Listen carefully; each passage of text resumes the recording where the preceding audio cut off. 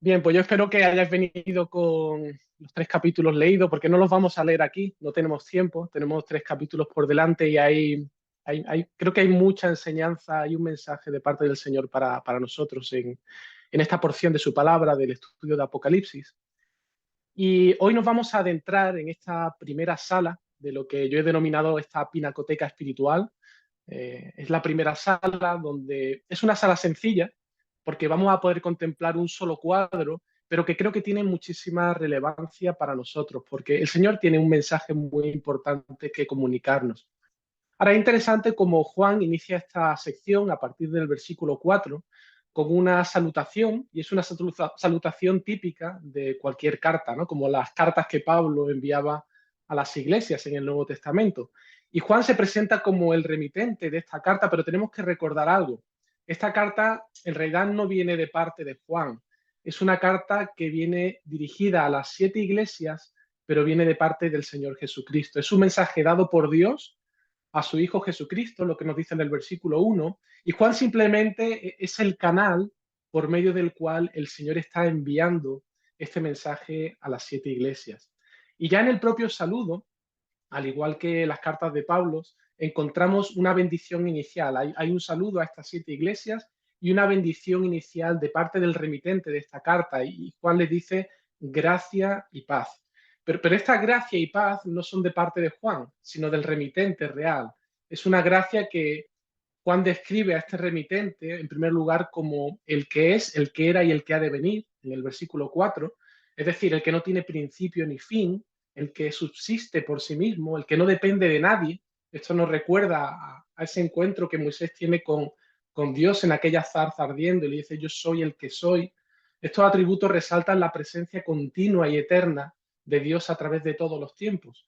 Dios trasciende al tiempo y a la existencia humana y Él existe de una manera perpetua e inalterable. Él es omnipresente y omnipotente, es Dios Padre, que está sentado en su trono. Así que Él es uno de los remitentes de parte del cual recibimos esa gracia y esa paz, pero no solamente de Dios Padre, sino que dice en el versículo 5 de los 7 espíritus que están delante del trono, ¿no? Y aquí ya empezamos a ver el lenguaje que está usando Apocalipsis, es un lenguaje simbólico, porque la idea de 7 en el libro de Apocalipsis tiene que ver con lo completo, con lo perfecto, con la plenitud.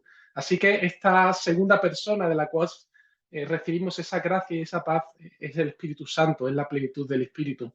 Y en tercer lugar nos dice de Jesucristo también el testigo fiel, primogénito de los muertos y soberano de los reyes de la tierra. Y la bendición que recibimos del Dios uno y trino es esa gracia y esa paz. Gracias porque hemos recibido algo que no merecíamos, el perdón de nuestros pecados, hemos recibido vida eterna y hemos recibido paz. Ahora podemos disfrutar de la tranquilidad de saber que la sonrisa de Dios está sobre nosotros, no por nuestros méritos, sino porque el Padre nos ve ahora a través del filtro de su Hijo Jesucristo.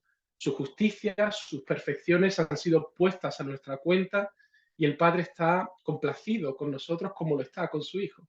Y disfrutamos de esa tranquilidad y de esa paz con Dios. Ahora, ¿cómo es posible que hayamos recibido esa gracia y esa paz? ¿Cómo es posible todo esto? Pues Juan nos lo recuerda en la manera en la que él presenta a Jesucristo. Nos dice que él fue el testigo fiel, alguien que vino de parte del Padre, fue enviado por el Padre a este mundo y Jesucristo con fidelidad transmitió el mensaje del Evangelio. Él habló acerca del arrepentimiento, de que el reino de los cielos se había acercado y que Él era el único camino para traer vida. Él era el camino, la verdad y la vida. Así que Jesús no vino a hacer su propio plan, sino que Él vino a hacer la voluntad de su Padre.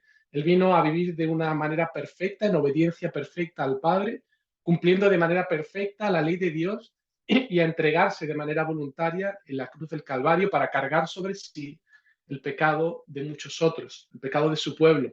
Él fue además el primogénito de los muertos, porque así se nos presenta también aquí. La misión de dar su vida en rescate por muchos fue ejecutada de manera exacta como estaba planeada por el Padre.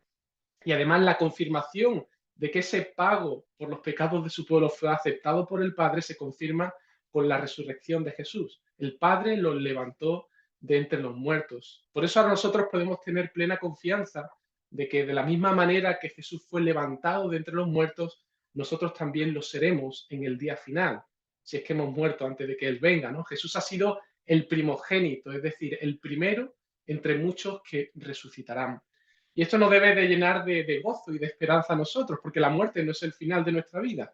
Hay esperanza, hay una esperanza mucho más allá de la muerte. Por tanto, no debemos tener miedo a la muerte.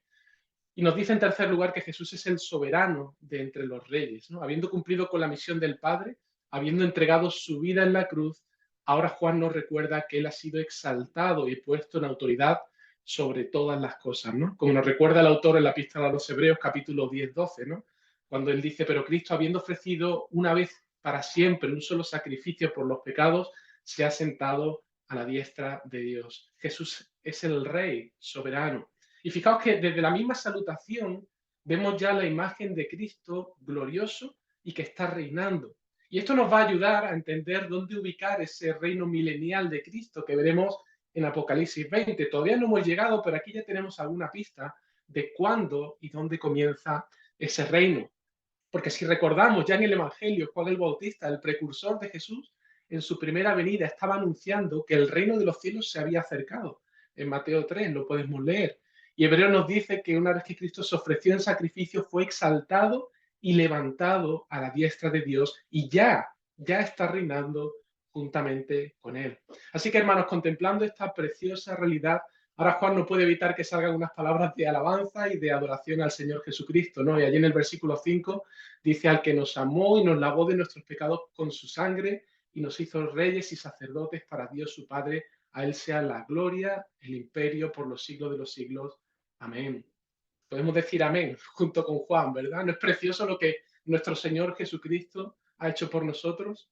Así que, habiendo descrito la obra del Señor Jesucristo para animar a los creyentes a los que dirige esta carta y a nosotros también como hijos de Dios, ahora Juan va a poner su mirada en la parusía, la segunda venida de Cristo, anticipando de alguna manera, a modo de resumen, el periodo de tiempo del que nos va a hablar en cada una de estas revelaciones que vamos a contemplar en el libro de Apocalipsis. Y allí nos recuerda en el versículo 7 una verdad, algo que es seguro. Independientemente de cuál sea tu posición escatológica, si eres premilenarista, postmilenarista, milenarista, hay una verdad que Apocalipsis nos recuerda, y es que el Señor viene. Versículo 7, he aquí viene con las nubes y dice, todo ojo le verá. Y esto es interesante porque no hay segundas venidas invisibles del Señor Jesucristo. A mi entender, esta carta descartaría ciertas posiciones escatológicas que hablan de una segunda venida invisible del Señor. Aquí nos dice claramente que Él viene en las nubes, hay un día en el que va a volver y todo ojo le verá. Y nos sigue diciendo que aquellos que no han reconocido el señorío de Cristo, cuando el Señor venga en su segunda venida, Él va a venir a traer juicio y nos dice que harán lamentación por Él. Es decir, la idea es que se darán golpes en el pecho como una señal de duelo y desesperación, porque hay una cosa clara, Jesús vendrá por segunda vez y Él viene a traer juicio al mundo. Y fijaos cómo lo describe, se describe Jesús a sí mismo. Dice, yo soy el alfa, la omega, el principio y el fin, dice el Señor. Es decir, el alfa y el omega son respectivamente la primera y la última letra del alfabeto griego, ¿verdad? Por tanto, aquí Cristo se está describiendo a sí mismo como la completa, perfecta y eterna revelación de Dios. Jesús mismo confirma su deidad cuando Él dice que Él mismo es el que era, el que es y el que ha de venir, el Todopoderoso.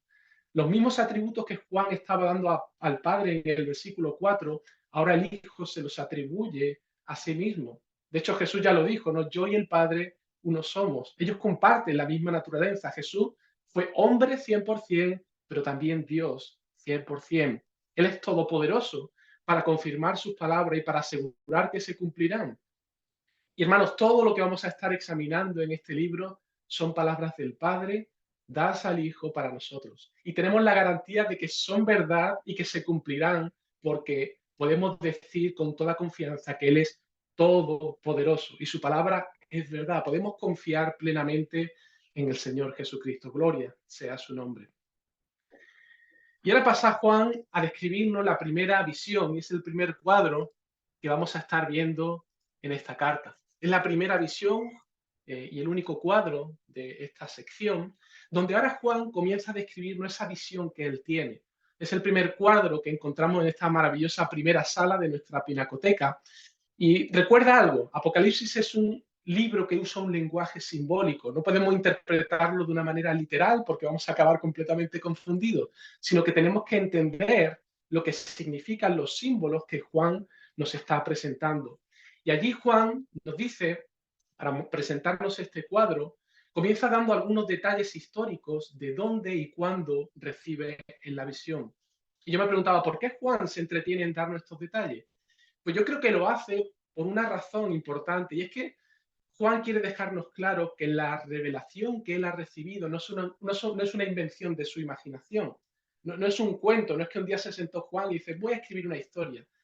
Es algo que le ocurrió de verdad en un sitio y en un lugar y en un momento concreto. Fueron reales. Y de hecho, para verificar que su testimonio es cierto, él se preocupa en indicarnos el lugar y el momento concreto.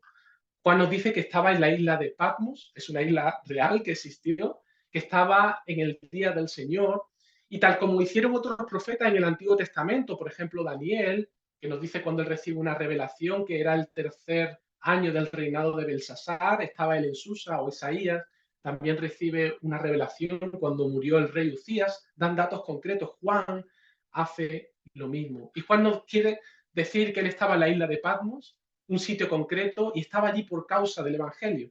Él estaba sufriendo la persecución por causa de Cristo y él fue desterrado a esta isla en Patmos. Y os puedo asegurar que la isla de Patmos no era un resort caribeño con playa, piscina y un todo incluido. Era una apestosa y minúscula isla, húmeda, fría, alejado de todo, donde solían desterrar a los disidentes políticos y religiosos. Y precisamente es allí, en ese lugar, donde Juan tiene una experiencia espiritual fuera de lo común. Y Juan nos relata cómo ocurrió aquello. Él nos dice que en un momento dado, Juan es lleno del Espíritu Santo y no sabemos exactamente cómo, pero parece como si Juan hubiese sido trasladado en esa visión, librado de sus limitaciones del tiempo y del espacio, y le es revelada esta imagen gloriosa. Él está en el Espíritu y pareciera que ve, no sé si con sus ojos físicos o no, que escucha, no sé si con sus oídos físicos o no, pero sí sabemos que Juan no estaba dormido, él está despierto y él por el Espíritu está recibiendo un mensaje, esa visión de parte de Dios. Y en esas condiciones Juan nos relata que él oye detrás de sí una gran voz como de trompeta. Ya vemos aquí el lenguaje simbólico que usa el libro, ¿no? Una voz como de trompeta. Es extraña esta imagen, ¿no? ¿Qué significa una voz como de trompeta? Pues fijaos, creo que esto hace referencia a algo que encontramos también en el Antiguo Testamento, cuando Dios tenía que impartir a su pueblo durante la dispensación en el Antiguo Testamento un mensaje. El Señor los reunía llamándolos por el sonido de una trompeta. Esto lo encontramos en Éxodo 19, por ejemplo, Isaías 58, número 10. Pero fíjate un detalle, no dice una voz que es una trompeta, dice como de trompeta. Con esta imagen, lo que Juan está indicando es que la voz era semejante a la de Dios mismo, que está llamando a su pueblo a congregarse delante de él para que escuchen su voz. Y la voz que Juan escucha le dice, escribe en un libro lo que ves y envíalo a las 7 iglesias que están en Asia. Esta voz es la de Jesucristo mismo, que está ordenando a Juan a escribir todo lo que viera y a enviar este mensaje a las distintas iglesias. ¿Y qué es lo que Juan ve en esta primera visión? Pues fijaos, hay muchos elementos, no podemos entrar en detalle en cada uno de ellos, pero nos dice a partir del versículo 12 que ve 7 candeleros de oro, ve a uno semejante a hijo de hombre, ve 7 estrellas en su mano derecha del Hijo del Hombre. ¿Qué significan todos estos símbolos? ¿Qué significa esta visión? ¿Quiénes son estos 7 candeleros? ¿Quiénes son las 7 estrellas? ¿Quién es el Hijo del Hombre? Bueno, vamos a ir por partes. El Señor mismo creo que nos lo pone de manera bastante fácil la primera visión. Fijaos en el versículo 20, porque Él allí nos revela el significado de estos elementos simbólicos. Versículo 20 dice, el misterio de las 7 estrellas que has visto en mi diestra y de los 7 candeleros de oro son las 7 estrellas, son los ángeles de las 7 iglesias. Y los 7 candeleros que has visto son las 7 iglesias. Así que fijaos, una de las razones por las que estoy convencido de que el lenguaje que usa el libro de Apocalipsis es un lenguaje metafórico, un lenguaje poético lleno de simbolismo y de figuras que representan cosas, lugares, personas o eventos concretos, es precisamente porque el capítulo 1 ya nos está dando clave interpretativa del libro de Apocalipsis. Yo no puedo interpretar las figuras como algo literal, porque Apocalipsis mismo, al inicio del libro, ya nos está dando esta clave. Él mismo nos interpreta lo que están simbolizando cada una de estas cosas. Las 7 estrellas, los 7 candeleros. Es decir, no podemos interpretar que eran 7 candeleros físicos ni 7 estrellas, literal física. Los 7 candeleros nos dice que son las 7 iglesias. Estas 7 iglesias a las que es dirigida el mensaje de parte del Señor a través de Juan. Así que si estas 7 candeleros son las 7 iglesias, encontramos que estas 7 estrellas nos dice que son los 7 ángeles. Y aquí sí que encontramos una dificultad un poquito más compleja, ¿no? Porque ¿quiénes son estos 7 ángeles de las 7 iglesias? Yo personalmente estoy convencido de que está refiriéndose a los ancianos, los pastores de cada una de estas 7 iglesias. Ancianos a los que el Señor ha encomendado el cuidado pastoral de su iglesia. Y están en su mano derecha porque la diestra es el simbolismo de poder y autoridad. De hecho, en Éxodo 15:6, por ejemplo, allí el Señor dice, tu diestra, oh Señor, se ha glorificado en poder, tu diestra, oh Señor, ha destrozado al enemigo. La diestra es símbolo de autoridad y de poder. Así que en estos pastores, en los cuales el Señor ha delegado su poder y autoridad para gobernar su iglesia y para ministrar su palabra, quedan simbolizados en estos 7 ángeles. Y de hecho, si observamos los capítulos 2 y 3, cada uno de los mensajes hay un detalle y es la manera en la que empiezan todos los mensajes, que se repite una y otra vez. Dice, escribe al ángel en la iglesia en Éfeso, Pérgamo, etcétera, etcétera. Esta carta fue escrita y enviada a cada una de las 7 iglesias, así que el ángel no creo que se refiera a un ser espiritual, sino creo que era una persona física, concreta de la iglesia, el pastor, los ancianos de la iglesia, que tendrían la responsabilidad de recibir esta carta, de leerla y de enseñarla a toda la congregación. Además, observar una cosa, el Señor usa el símbolo de los candeleros y de las estrellas, y creo que lo hace de manera intencional, porque ¿cuál es la función que tiene una estrella o un candelero? Alumbrar en medio de la oscuridad. ¿Recordáis las palabras de Jesús en el Sermón del Monte? Dice, vosotros sois la luz del mundo. Una ciudad sentada sobre un monte no se puede esconder, ni se enciende una luz que se pone debajo de un almud, sino en el candelero. Fijaos la palabra candelero que usa aquí, ¿no? Y alumbra a todos los que están en la casa. Dice, así alumbre vuestra luz delante de los hombres, para que vean vuestras obras y glorifiquen a vuestro Padre que está en los cielos. Así que, hermanos, nosotros, su iglesia, somos esos candeleros que aparecen en esta preciosa visión. Y ahora viene lo mejor, observar este cuadro al protagonista principal, al Hijo del Hombre. Y fijaos cómo se nos describe en esta visión. Dice que tenía vestidura larga y cinto de oro. Eso es símbolo de su realeza y su poder. Su imagen ya no es la de un humilde hijo de un carpintero. Ahora en esta visión Juan ve al Cristo glorificado. Está manifestando de una manera plena su gloria y su majestad. Nos dice también que su cabeza y su cabello es blanco como la lana más blanca, como la nieve, y su rostro como el sol. Esto es símbolo de su pureza, de su santidad. Es un blanco cegador. Es una santidad que ningún ser humano puede resistir. De hecho, nadie puede mantenerse en pie ante la gloria y la santidad que destila el Señor Jesucristo. Sus ojos nos dice también que son como llama de fuego, es decir, nada escapa a su mirada escrutadora. Sus ojos son capaces de leer hasta lo más profundo del corazón del hombre y penetran hasta lo más oscuro rincón de nuestro ser. Sus pies también nos dice Juan que eran semejantes al bronce bruñido, refulgente como en un horno. ¿Sabéis? El bronce bruñido es un bronce muy pulido, muy brillante y reluce como un horno. En un sentido, nos presenta una imagen como los pies de un guerrero preparado para la batalla. Si bien sus pies fueron clavados y heridos en una cruz, en el Calvario, en su primera venida, ahora Juan está mostrándonos la imagen gloriosa en esta visión de los pies de Cristo como el de un guerrero invencible. Unos pies que ya nunca más van a poder ser traspasados, porque ahora están mostrando su fuerza y su poder para pisotear y vencer a sus enemigos. Su voz también nos dice que era como un estruendo de muchas aguas. Es la voz del león de la tribu de Judá. Es una voz ensordecedora. Es como el ruido que produce una cascada potente de agua. No se puede parar, es arrolladora, es imparable.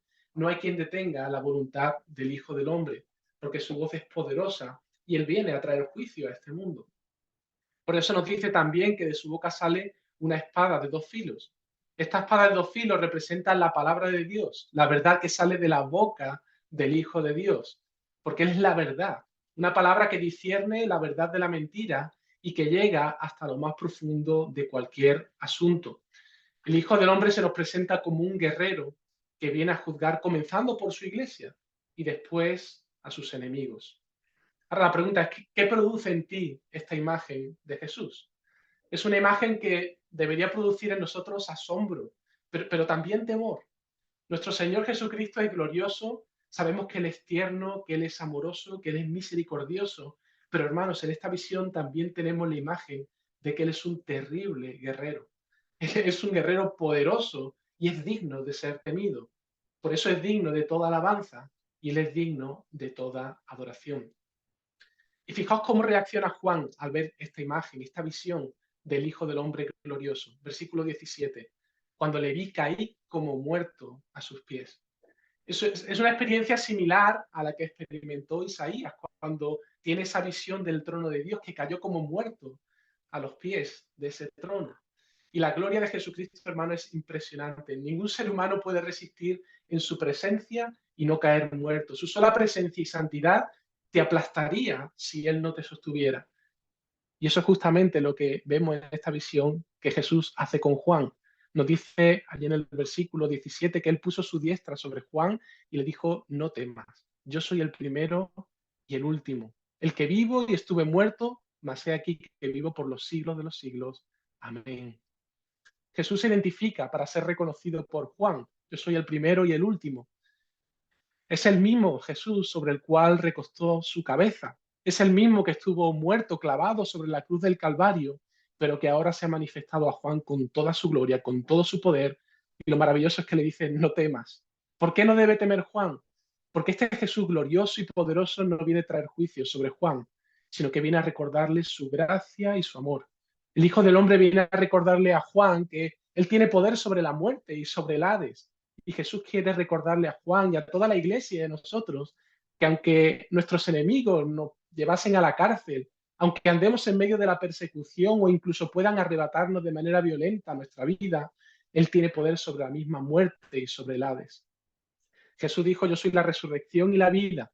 El que cree en mí, aunque esté muerto, vivirá. Y hermano, estas palabras no son palabras huecas, no es un brindis al sol, son verdad, porque Cristo resucitó. Él es el primogénito de entre los muertos y ahora está sentado a la diestra de Dios y le ha sido dado todo poder y toda autoridad. Y Él tiene poder sobre la muerte.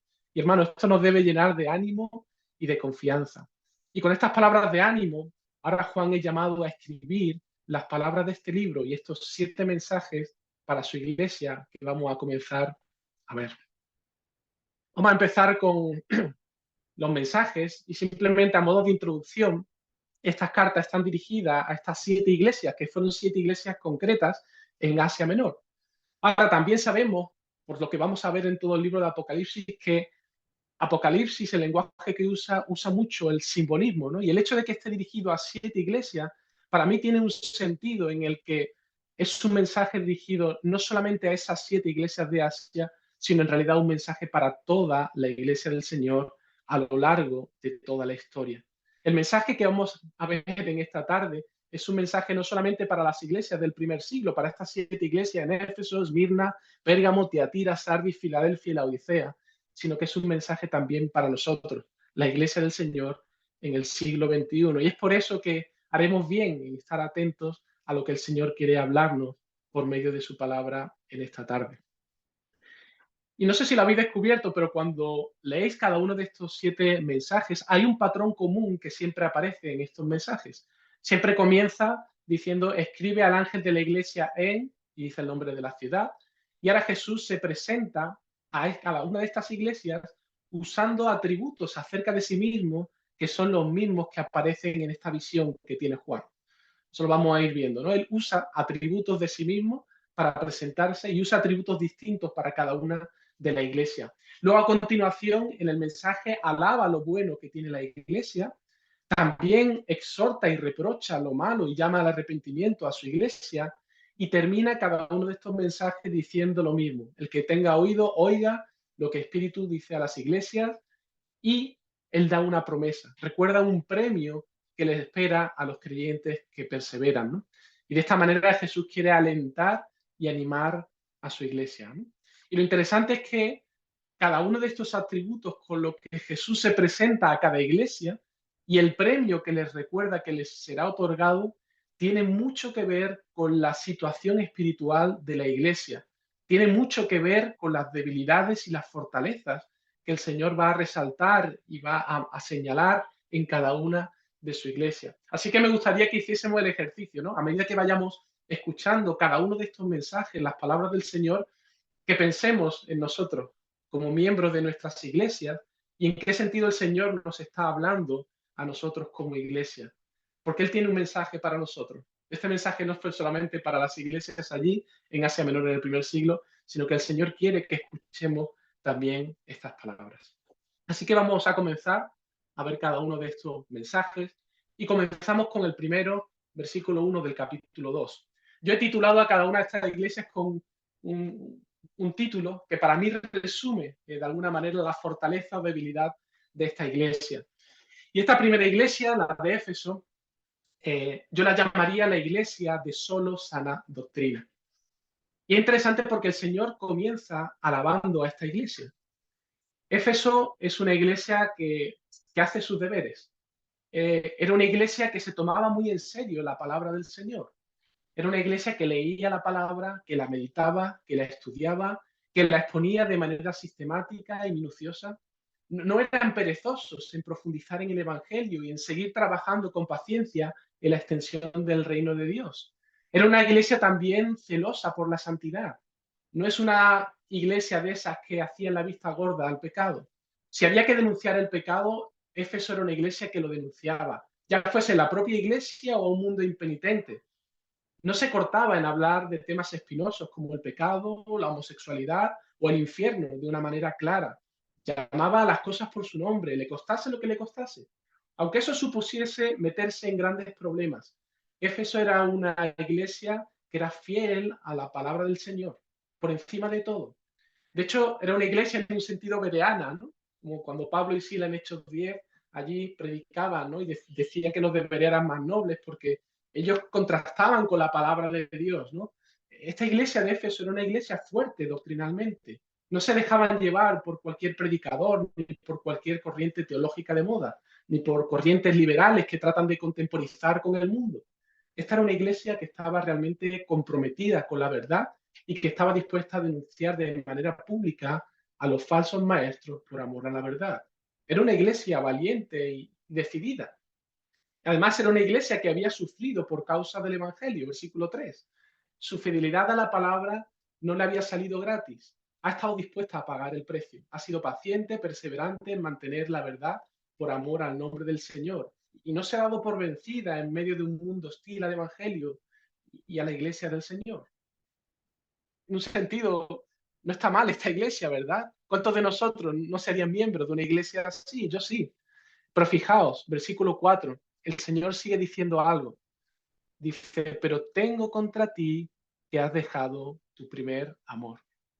Uf, esto es como una espada que se clava en el corazón. El Señor nos advierte, hermanos, hay peligros en las iglesias que tienen un excesivo énfasis en la enseñanza y la doctrina. Y entendedme, la palabra de Dios es vital. Cuidar la sana doctrina es esencial para la vida espiritual de la iglesia. Y el Señor nos llama una y otra vez a perseverar en ella. El Señor, de hecho, alaba a esta iglesia por ello. Pero podemos llegar a hacer tanto énfasis en la doctrina que acabamos por olvidarnos del Señor, del cual habla nuestra doctrina. Una iglesia puede estar tan involucrada en la obra del Señor que se olvide del Señor de la obra. Una iglesia puede ser experta en las letras de la ley y conocer muy poco del espíritu de la ley. Una iglesia que se vuelca tanto en la enseñanza de la palabra que se vuelve fría en su adoración al Señor. Y a veces sus cultos de adoración son casi exclusivamente predicaciones interrumpidas por unos breves himnos preparatorios para la predicación. Y rara vez verá a esta iglesia derramando su corazón al Señor en una adoración colectiva como iglesia. Es una iglesia que se ha vuelto fría e intelectual. Y el Señor advierte a la iglesia en Éfeso, versículo 5, una iglesia que pierde su amor por el Señor, se enfría y acaba muriendo. Pero hermanos, hay esperanza porque el Señor en el versículo 5 lo dice: recuerda por tanto de dónde has caído y arrepiéntete, arrepiéntete. El Señor llama a esta iglesia a reconocer su pecado, a que se arrepientan, porque Él está más que dispuesto a recibirla y a avivarla. Mira cómo se presenta al inicio del mensaje para esta iglesia. Jesús no ha desechado a la iglesia de Éfeso. Nos dice que Él está en medio de ella, de los 7 candeleros, y sostiene con su diestra a los pastores y maestros, a las 7 estrellas. Jesús no se ha olvidado de su iglesia. Él la está llamando a que recuperen una relación íntima con Él, porque Él es el que da la vida, de Él mana la vida. Sana doctrina sin una relación viva de comunión y de amor por el Señor solamente te va a llevar a lugares áridos y finalmente a la muerte espiritual. Por eso el Señor les recuerda el premio. Dice: al que venciere le daré a comer el árbol de la vida, el cual está en medio del paraíso de Dios. Y esto en un sentido nos recuerda al Génesis, ¿verdad? Cuando Adán y Eva pecan y su relación con Dios queda rota, son expulsados del paraíso y se les niega que puedan comer del árbol de la vida. Así que ahora el Señor, hablando a la iglesia en Éfeso, Él quiere recordarles que una comunión viva con Jesús es lo que da vida, que permaneciendo en su amor tenemos el premio de la vida eterna, comer de ese árbol de la vida y la entrada al paraíso de Dios. Y hermanos, si la doctrina no te lleva a tener una comunión viva con Jesús, a una devoción y adoración a su nombre, entonces no tienes nada, lo has perdido todo, porque el verdadero premio es una eternidad en comunión íntima con el Eterno, con aquel del cual mana la vida, con este que Juan nos dice que es ese árbol de la vida. Segundo mensaje que tenemos aquí, Esmirna, versículos 8 al 11. Esmirna la he titulado como la iglesia perseguida. Eh, eh, el mensaje a Esmirna es bastante breve y es además una de las iglesias para la cual el Señor no tiene reproches. Él dice en el versículo 9: yo conozco tus obras y tu tribulación y tu pobreza, pero tú eres rico. Esta es una iglesia fiel al Señor. Sus vidas, de hecho, estaban dando frutos porque ellos aman profundamente al Señor. Pero es una iglesia que lo está pasando muy mal. Es una iglesia perseguida y atribulada. La mayoría de sus miembros, como consecuencia de su fidelidad al Evangelio, están pasando por dificultades económicas, aunque el Señor les recuerda que en realidad son ricos en lo espiritual. ¿Por qué estaban pasando por dificultades económicas? Porque sabéis que Esmirna, al igual que la mayoría de las iglesias en Asia Menor, la vida económica y social estaba siempre muy ligada a las deidades locales. De hecho, los negocios se agrupaban en gremios y cada gremio tenía una deidad que era venerada y a la que adoraban para tener prosperidad y para que las ventas y el negocio pues fuese bien. Ahora, ¿qué suponía entonces pertenecer a alguno de estos gremios, tener un negocio y no venerar a esta deidad de turno? Pues eso significaba ser expulsado del gremio, pasar por dificultades económicas. Hermano, a veces ser cristiano y una vida económica próspera son asuntos incompatibles. Allí en Esmirna, desde luego que lo era. O era fiel al Señor, o bien, y pasaba, o si no, tenías que pasar por el aro del gremio para que tu negocio prosperase adorando a esta deidad local. Y hermanos, muchos en esta iglesia, en Esmirna, se resistían a adorar a estas deidades locales. Ellos preferían mantenerse fieles al Señor a pesar de la presión, a pesar de que tuvieran que pasarlo mal económicamente, porque ellos amaban más al Señor que a sus negocios. Y no solamente tenían que soportar la presión de los gremios, sino que el Señor nos sigue diciendo que algunos contaban incluso con la oposición feroz de las sinagogas de los judíos. Estos judíos que habían rechazado al Mesías ahora aprovechaban cualquier oportunidad para atacar a la iglesia del Señor y acusar a los creyentes incluso ante los tribunales romanos. Así que tenían muchos frentes que combatir los hermanos en la iglesia en Esmirna. Pero fijaos lo que le dice el Señor en el versículo 10. No temas en nada lo que vas a padecer. He aquí el diablo echará a algunos de vosotros en la cárcel para que seáis probados y tendréis tribulación por 10 días. Hermano, el Señor está al control de toda la historia. Y el Señor es muy claro con Esmirna y el Señor les dice claramente que van a padecer. Esta idea del cristianismo triunfante, ¿no? De que si eres creyente todo te va a ir bien, maravilloso, fijaos, rompe el Señor completamente esta idea. El Señor le está diciendo a su iglesia: mirad, vais a pasar por tribulación. La tribulación por la que vais a tener que pasar va a ser real y va a ser dura. El Señor no les oculta esta realidad, pero fijaos, es una tribulación controlada y definida por el Señor. Eso es justamente lo que el Señor quiere decir cuando le indica que será por 10 días.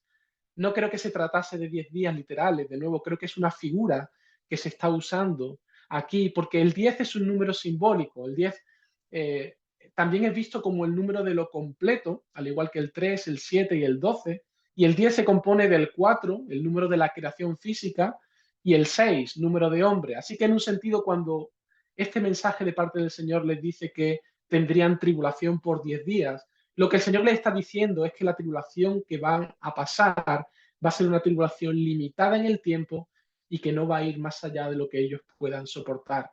Finalmente, esta tribulación es completa en el sentido de que cumplirá el propósito por el cual Dios envía esta tribulación y la permite que su iglesia pase por ella. Y mirad, el Señor quiere que no teman. Ese es de hecho el énfasis del versículo 10. ¿Por qué no debían temer la iglesia a esta tribulación por la que ellos iban a pasar? En primer lugar, porque el Señor sabe. Versículo 9 dice, yo conozco. Y en segundo lugar, por la manera en la que Él se presenta a la iglesia en Esmirna. Él dice, yo soy el primero, el postrero, el que estuvo muerto y vivió. El Señor entiende que su iglesia va a ser afligida porque Él mismo fue perseguido, Él mismo fue denunciado, maltratado y finalmente clavado en una cruz, pero Él resucitó. Y Jesús quiere recordarle esto a su iglesia.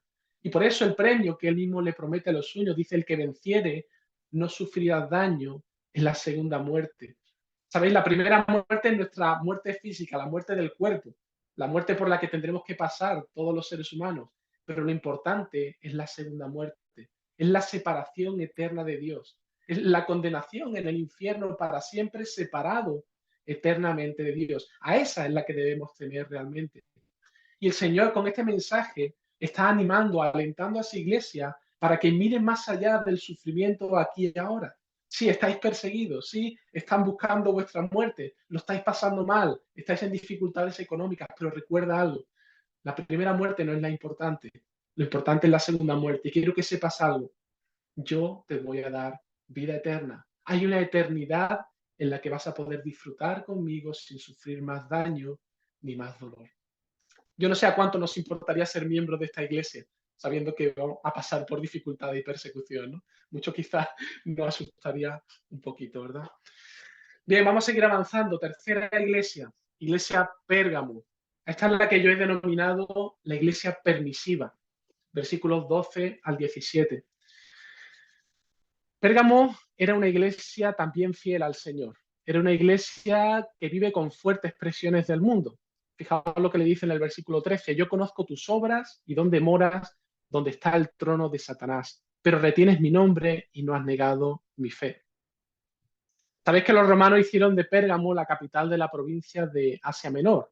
Allí había multitud de altares paganos. Era una ciudad muy idólatra. De hecho, entre los dioses que veneraban en esta ciudad estaba el dios Esculapio, que viene del dios griego Asclepio, cuyo emblema era una especie de serpiente que representaba al dios de la sanidad. Y de hecho, no sé si habéis parado alguna vez a ver el símbolo que se usa hoy en día en las farmacias, incluso. Muchas de las farmacias tienen un anagrama que es una serpiente que está enrollada como en una especie de copa. Pues esta serpiente que las farmacias han tomado este símbolo provienen precisamente de este dios Asclepio, dios Esculapio, al cual adoraban en la ciudad de Pérgamo. Así que los creyentes en Pérgamo estaban rodeados de idolatría y de fuertes presiones, y aún así estaban siendo fieles al Señor, no habían sucumbido al mundo, ni habían negado su fe en el Señor. Incluso algunos de la iglesia estuvieron dispuestos a dar su vida con tal de no negar al Señor ante el mundo. Y aquí el Señor les recuerda, ¿no?, a este Antipas y dice de él que fue su testigo fiel, que fue muerto entre ellos. Antipas, un creyente fiel de la iglesia de Pérgamo, que entregó su vida por causa del Señor con tal de no negar su nombre. Y a pesar de eso, los creyentes permanecieron fieles, no se arrugaron, no dieron marcha atrás. Y el Señor alaba a esta iglesia por su fidelidad. Pero ahora en el versículo 14, el Señor tiene algo que recriminar a esta iglesia. Dice, tienes ahí a los que retienen la doctrina de Balaam, que enseñaba a Balac a poner tropiezo ante los hijos de Israel, a comer cosas sacrificadas a los ídolos y a cometer fornicación. Y también tienes a los que retienen la doctrina de los nicolaitas, las que yo aborrezco. El Señor está haciendo una referencia aquí a lo que ocurrió en Baal Peor. Tendrías que ir al Antiguo Testamento, pero sabéis que Baal era un dios moabita, adorado en el monte Peor mediante un culto obsceno y un culto licencioso. Y los israelitas, durante su estancia en Sitín, fueron seducidos por las mujeres moabitas, promovidos precisamente por Balaam para adorar a este dios y cometer fornicación con ellas. Eso lo podéis leer en Números capítulo 25 y capítulo 31. Así que el Señor está diciendo que dentro de la iglesia hay algunos que están viviendo de esa manera. Y no solamente así, sino también habla a aquellos que tenían esta práctica de los nicolaitas, que incluían prácticas inmorales, idolatría y vivir conforme al sistema del mundo. Una manera de vivir que es completamente contraria a Dios. Ahora, ¿saben lo que tienen en común ambas doctrinas, tanto la de Balaam y los nicolaitas? Ambas defienden la idea de que tú puedes seguir siendo creyente y sin embargo seguir viviendo como el mundo. Puedes vivir como un creyente los domingos en la iglesia para adorar a Dios, pero de lunes a sábado puedes estar comprometido con el Dios dinero, con el Dios sexo, fuera del matrimonio, con el Dios poder y con otros tantos dioses mundanos. Vende la idea de que a Dios no le importa demasiado lo que haga yo con mi cuerpo, ni lo que ame mi corazón, ni mi estilo de vida. Mientras vaya a la iglesia, mientras algunos vivan de esa manera en la iglesia, y el resto del el problema, ¿sabéis cuál es? Que muchos de esta iglesia, algunos vivían de esa manera, el resto de la iglesia lo sabía y lo permitían. Y el Señor tiene contra la iglesia de Pérgamo, que era una iglesia que permitía el pecado dentro de la iglesia. Hacía la vista gorda, miraba para otro lado, no tenía la valentía de confrontar al hermano que andaba desordenadamente. Eran laxos en el ejercicio de la disciplina dentro de la iglesia. Su énfasis era que lo importante es el amor, no seamos tan legalistas y que cada uno en su casa haga lo que quiera.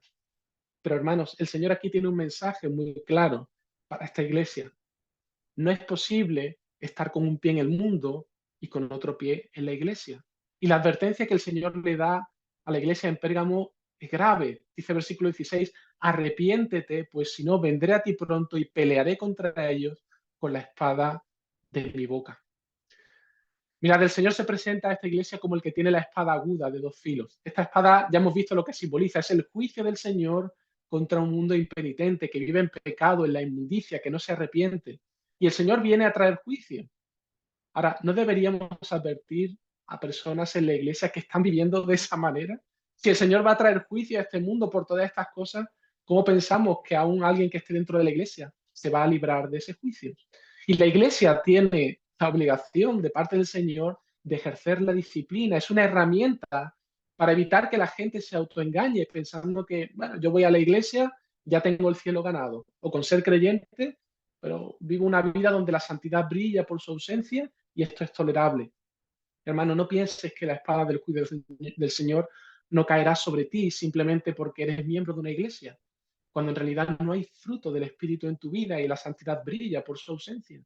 Y hermano, no digo que no podamos, no digo que podamos vivir una vida de santidad perfecta, pero sí podemos luchar sinceramente contra el pecado y buscar sinceramente una vida de santidad.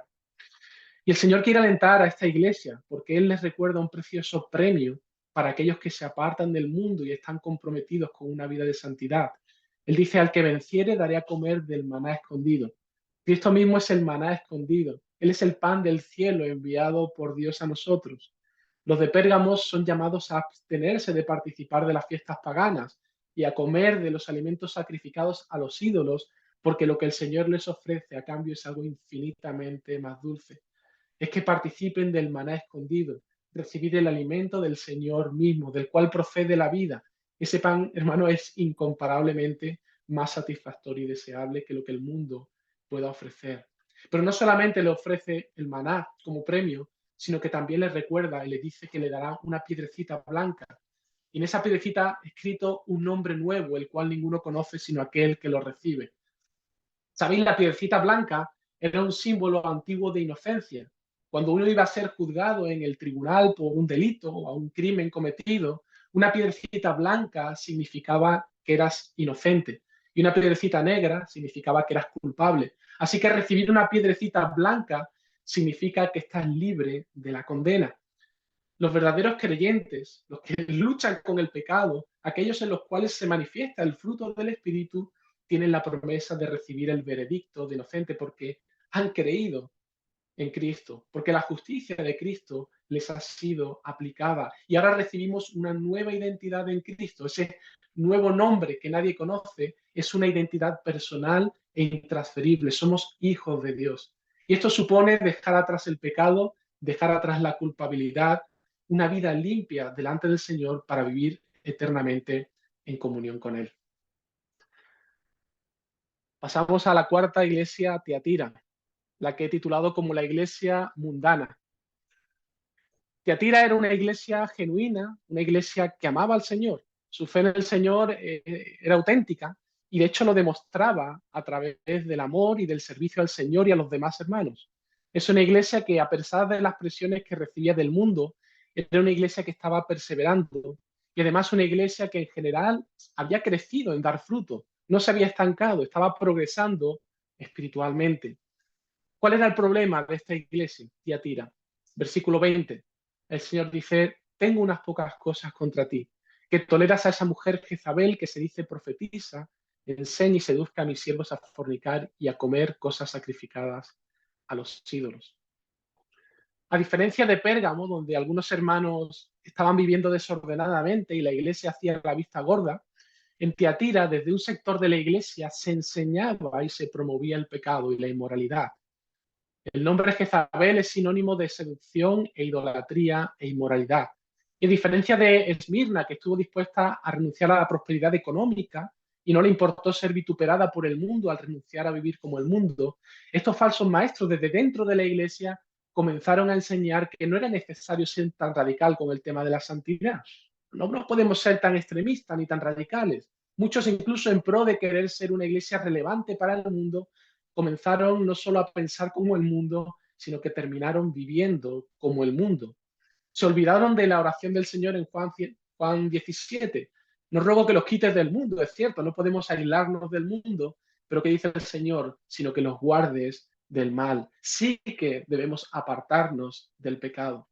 Así que, iglesia, ten cuidado de querer contemporizar con el mundo, de tratar de ser tan relevante al punto de terminar viviendo como el mundo. Y hermanos, el Señor ha sido paciente con esta iglesia, con estos falsos maestros. Les ha dado tiempo para que se arrepienta, pero ellos han seguido pecando y han sido obstinados en su inmoralidad. Y el Señor tiene una advertencia muy seria para ellos. Si no hay arrepentimiento, Él va a ejecutar su juicio contra esta iglesia y con los que siguen estas falsas enseñanzas y estas prácticas para limpiar a su iglesia de esta contaminación. Hermanos, no podemos jugar con el Señor, a Él no le podemos engañar. Mirad cómo se presenta el Señor a esta iglesia en Tiatira. Dice el que tiene ojos como llama de fuego y pies semejantes al bronce bruñido. Sus ojos lo escudriñan todo, hasta lo más profundo de nuestros corazones. No podemos tener una doble vida con la iglesia y otra vida con el mundo. Él conoce las profundidades del ser humano, conoce tu corazón hasta lo más íntimo. Y Él nos recuerda que viene a traer juicio contra el pecado. Él viene a erradicar la maldad en su segunda venida de este mundo. Y Él es ese guerrero con pies inexpugnables que viene a destruir el pecado. Así que apártate de cómo vive el mundo para que no seas destruido junto con el mundo. La iglesia puede ser seducida a vivir como el mundo para ser relevante, pero fíjate en la promesa que el Señor le da a su iglesia para animarla a seguir perseverando. Dice en el versículo 26, al que venciere y guardare mis obras hasta el fin, yo le daré autoridad sobre las naciones y las regirá con vara de hierro y serán quebradas como vasos de alfarero, como yo también la he recibido de mi Padre y le daré la estrella de la mañana. Aquel que permanezca fiel al Señor tendrá parte en el dominio de Cristo sobre las naciones, el cual Cristo a su vez había recibido del Padre y será partícipe juntamente con Cristo en el día del juicio final, donde los malos van a ser quebrantados como vasos de alfarero. Dice también, le daré la estrella de la mañana.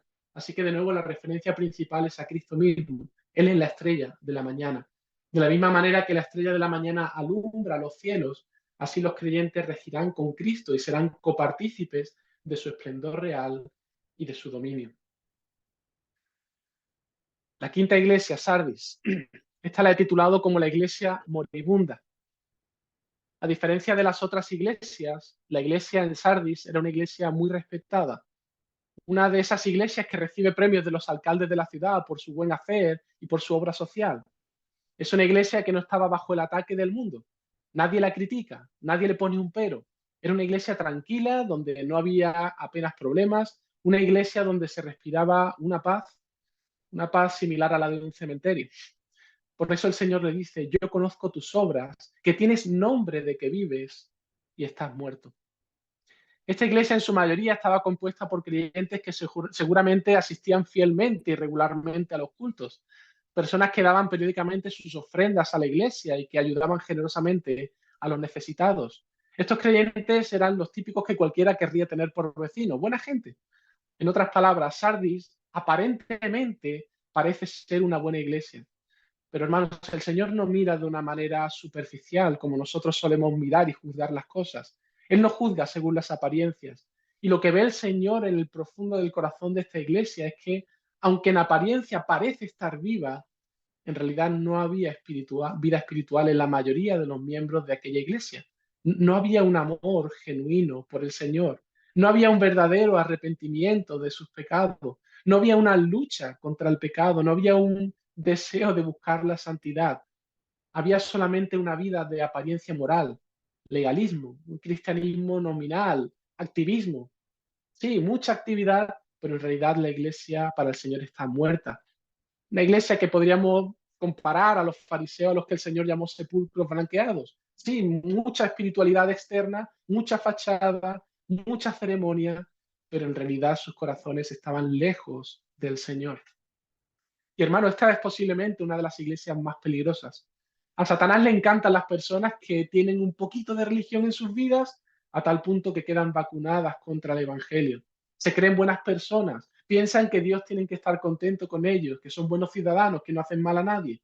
Piensan que el cielo les está esperando con las puertas abiertas, pero no se dan cuenta que realmente sus corazones están muy lejos de Dios. No hay vida espiritual en ellos. No aman al Señor y van camino al infierno. Y hermano, es una tragedia que esto ocurra. Por eso el Señor en el versículo 2 del capítulo 3 le dice, sé vigilante y afirma las otras cosas que están a punto para morir porque no he hallado tus obras perfectas delante de Dios. El Señor llama a esta iglesia a que sean vigilantes, a que afirmen lo poco que aún no ha muerto. La luz del candelero está alumbrando cada vez menos, está casi aproximando a apagarse. En la iglesia había actividad de los cultos, fiestas, tradiciones religiosas, pero le faltaba la esencia. Sus cultos no eran más que ceremonias repetitivas, vacías, faltaba la fe, faltaba la esperanza y sobre todo faltaba el amor sincero y verdadero al Señor. Y el Señor la está llamando a esta iglesia al arrepentimiento, a que vuelvan al Evangelio. Versículo 3 le dice, acuérdate pues de lo que has recibido y oído y guárdalo y arrepiéntete, pues si no velas, vendré sobre ti como ladrón y no sabrás a qué hora vendré sobre ti. Hermanos, no solamente debemos ser oidores de la palabra, sino hacedores de la palabra. De lo contrario, lo que nos espera es el juicio del Señor. Pero fijaos, en medio de un panorama tan desolador, Jesús sí que alaba a esta iglesia por algo. Versículo 4. Dice que tiene unas cuantas personas en Sardis que no han manchado sus vestiduras y que andarán con él con vestiduras blancas porque son dignas. Hermano, había unos cuantos creyentes verdaderos en esta iglesia, creyentes que amaban de verdad al Señor, que buscaban de manera sincera la santidad. Ahora, ¿cómo pensáis que se sentirían estos creyentes en medio de una iglesia que está moribunda, que está casi muerta? Seguramente se sentirían desolados o desanimados. Quizá incluso puede que sintieran vergüenza delante del Señor por ser parte de esta iglesia. Puede que incluso por momentos incluso tuvieran dudas de su propia salvación.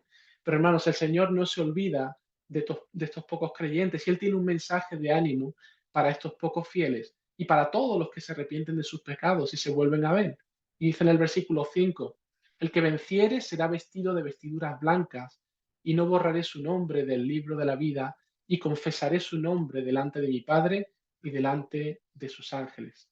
El Señor quiere confirmar a estos pocos creyentes de la Iglesia, confirmarlos en su fe, darles seguridad y recordarles que aunque viven en medio de una Iglesia casi muerta, pero Él les asegura una justicia perfecta que les va a garantizar esa vida eterna que les ha prometido.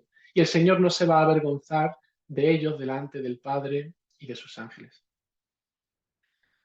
Pasamos a la sexta iglesia, Filadelfia, penúltima, y esta la he titulado como la iglesia pequeña, versículos 7 al 13.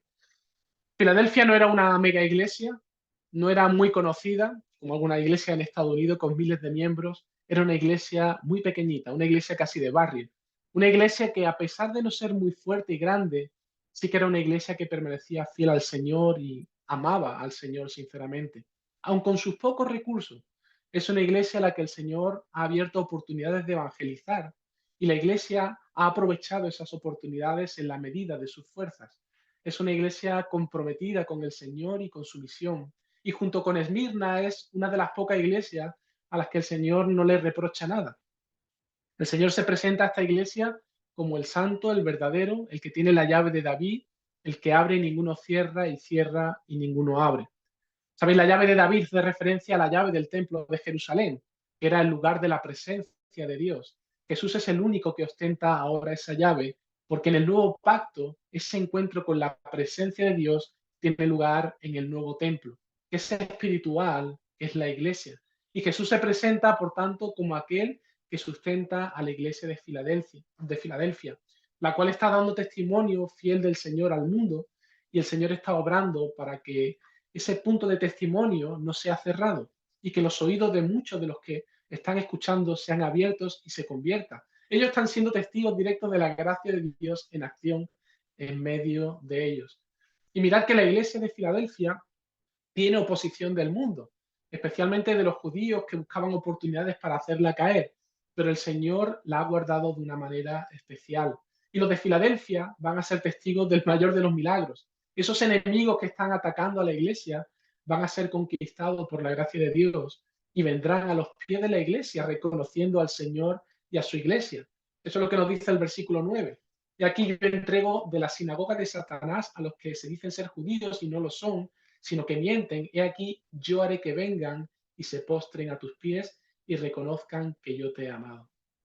El Señor sigue animando a su iglesia y les asegura que serán guardados en la hora de la prueba, porque van a venir pruebas, eso sí que lo sabemos. El Señor lo ha dejado claro. Pero hermanos, el Señor es fiel y Él dará las fuerzas a su iglesia para que perseveren en medio de la prueba, esa prueba que el Señor va a enviar al mundo entero. Y por eso el Señor los llama a retener lo que ya tienen, a perseverar en lo mismo. No tienen que innovar nada, no tienen que crear unos programas especiales innovadores para su contexto. El Señor los llama simplemente a permanecer y perseverar en lo que ya tienen.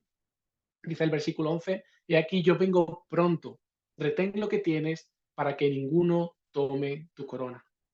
Ahora, ¿cómo crees que se sentirían los hermanos de Filadelfia? Una iglesia pequeñita, quizás acomplejada, insignificantes, quizás les faltaba ensanchar su visión, pero fijaos cómo el Señor anima a esta iglesia. Dice, al que venciere, yo lo haré columna en el templo de mi Dios y nunca más saldrá de allí. Y escribiré sobre él el nombre de mi Dios y el nombre de la ciudad de mi Dios, la nueva Jerusalén, la cual desciende del cielo de mi Dios y mi nombre nuevo. Hermano, el Señor les recuerda que aunque son una iglesia pequeñita, ellos forman parte de algo mucho más grande. Ellos van a ser columnas en el templo de Dios para siempre. Son parte de la iglesia universal y gloriosa del Señor Jesucristo.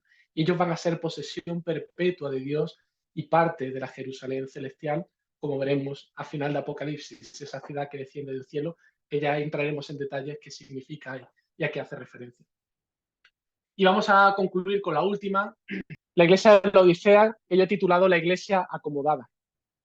La iglesia de la Odisea era una iglesia de personas con un alto poder adquisitivo. A diferencia de Esmirna, que por causa del evangelio lo habían perdido todo, ellos jamás habían pasado por estrecheces económicas y por lo tanto estaban acostumbrados a tener todo lo que deseaban y a no tener que renunciar a nada.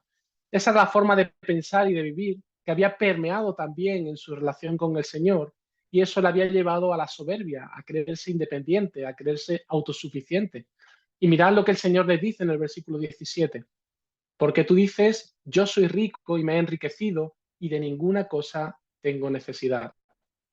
Sin embargo, hermano, el Señor mira lo profundo del corazón, Él no mira la superficie, y lo que ve en su iglesia es que está ciega a su propia miseria espiritual.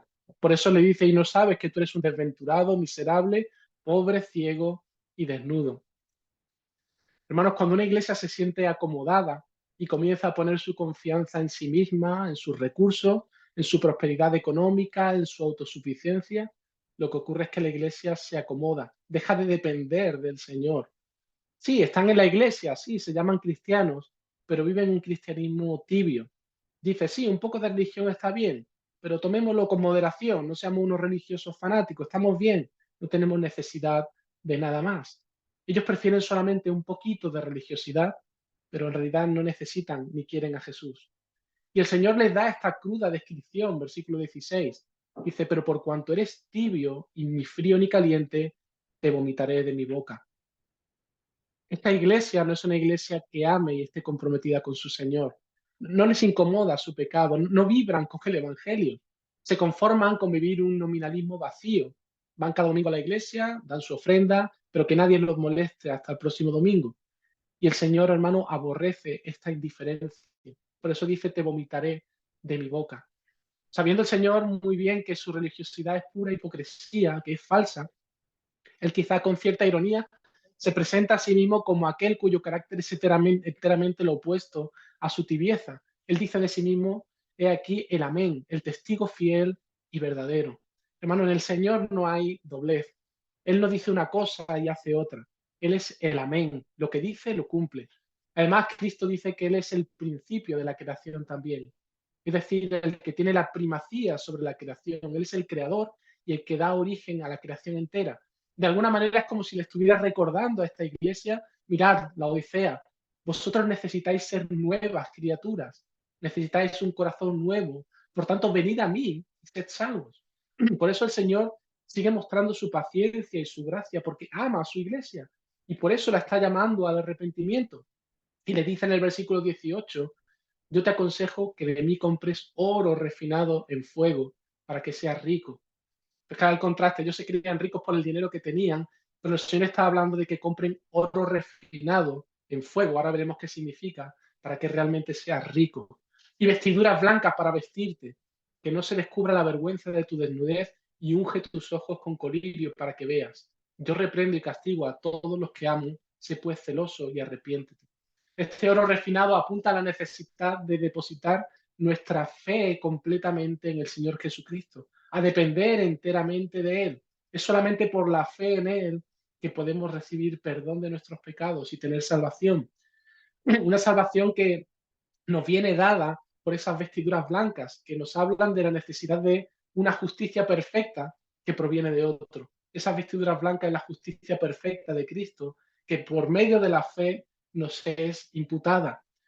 También ungir nuestros ojos, unge tus ojos con colirio. Nos habla de pedir al Señor que sean abiertos nuestros ojos espirituales, para darnos cuenta de nuestra miseria y que podamos contemplar la gloria de Cristo. Que viendo nuestra miseria, nuestra necesidad, nuestro pecado, podamos ir a Él en arrepentimiento y en fe, para tener de Él realmente la verdadera riqueza, que es vida eterna. Evidentemente estas cosas no se compran con dinero, sino que se obtienen acercándonos en humildad a Él, tendiendo la mano como la de un mendigo que solamente está pidiendo en medio de su necesidad, arrepintiéndonos de nuestros pecados delante del Señor e inclinando nuestro oído a Él, como la invitación que el Señor mismo nos hace por medio de Isaías, cuando allí en Isaías 55 dice, a todos los sedientos venid a las aguas, a los que no tienen dinero, venid, comprad y comed, venid, comprad sin dinero y sin precio vino y leche. Dice en el versículo 3, inclinad vuestro oído y venid a mí y vivirá vuestra alma. Esa es la invitación que el Señor está haciendo a esta iglesia. Esa es la invitación que el Señor también nos hace a cada uno de nosotros. El Señor está llamando de manera personal a cada uno de los miembros de esta iglesia, y es un llamado personal porque es aún tiempo de gracia. Por eso dice en el versículo 20, y nos presenta esta imagen: he aquí yo estoy a la puerta y llamo. Si alguno oye mi voz y abre la puerta, entraré a él y cenaré con él y él conmigo. El Señor está animando a la iglesia, prometiendo algo glorioso a los que perseveren en la fe. Sí, muchos de ellos se consideran autosuficientes y vivían acomodados en su riqueza, pero el Señor quiere mostrarles que la gloria venidera que hay para aquellos que renuncian a la gloria de este mundo y a la comodidad de este mundo es incomparablemente mejor. Por eso dice: al que venciere le daré que se siente conmigo en mi trono, así como yo he vencido y me he sentado con mi Padre en su trono. Hermanos, la posición y las riquezas que tenemos en Cristo hacen palidecer a las más excelsas y preciosas riquezas de este mundo. El premio que el Señor promete a su iglesia es incomparablemente mejor que cualquier riqueza que podamos encontrar en este mundo. Así que, hermanos, terminamos cada uno de estos mensajes, ¿no? 7 iglesias: Éfeso, iglesia de solo sana doctrina; Esmirna, una iglesia perseguida; Pérgamo, la iglesia permisiva; Tiatira, la iglesia mundana; Sardis, la iglesia moribunda; Filadelfia, la iglesia pequeña y fiel; y la Odisea, esta iglesia acomodada. Creo que el Señor tiene un mensaje muy fuerte para su iglesia. Creo que hay que digerir mucho de todas estas palabras del Señor para nosotros. Y simplemente recordaros que es cierto que la iglesia del Señor no es perfecta, estamos en proceso de construcción, aún hay muchos defectos que nos afean como iglesia, pero quisiera animarte, ¿no? Porque en esta primera revelación que hemos estado viendo, el Señor quiere recordarnos algo. Y es que en estos últimos tiempos hay una verdad que tenemos que tener presente. El Señor está en medio de su iglesia. Ese Hijo de Hombre, esa visión que tiene Juan, nos recuerda la gloria, la majestad del Hijo del Hombre, de Jesucristo, el cual está en medio de su iglesia. Él no ha desechado a su iglesia, Él no ha abandonado a su iglesia. A veces podemos tener la sensación de que el mundo se ha vuelto loco y la iglesia no sabe hacia dónde va. Pero hermanos, el Señor cuida a su iglesia, el Señor está al control de la historia. Él no ha desechado ni ha abandonado a su iglesia, Él ama profundamente a su iglesia. Y es precisamente porque la ama, por la razón por la cual la anima, la alaba en lo bueno que tiene, pero también la corrige. También pone el dedo en la llaga y muestra los defectos de su iglesia y llama a su iglesia al arrepentimiento. La pregunta que me gustaría que nos hiciéramos, y quizás podemos tener ahora un minuto de compartir y de diálogo, es: ¿con qué iglesia te identificas? ¿Te has visto reflejado en alguna de estas iglesias? ¿En alguna? ¿En todas? ¿Ninguna? ¿Hay algo de lo que tengamos que arrepentirnos? ¿Hay algo por lo que tengamos que dar gracias al Señor? Quiera el Señor que este mensaje podamos meditar en ello. Sé que ha sido quizá mucha información, pero podemos meditar, ¿no?, en su palabra y reflexionar cada uno y en nuestra iglesia, ¿no?, acerca de este mensaje del Señor y darle gracias a Él y también que Él nos ilumine, ¿no?, para ver si hay defectos, cosas que deben ser corregidas y que podamos acudir a Él en arrepentimiento y en fe para ser cambiados, ¿no? Así que lo dejamos aquí. Que el Señor os bendiga, hermanos. Amén.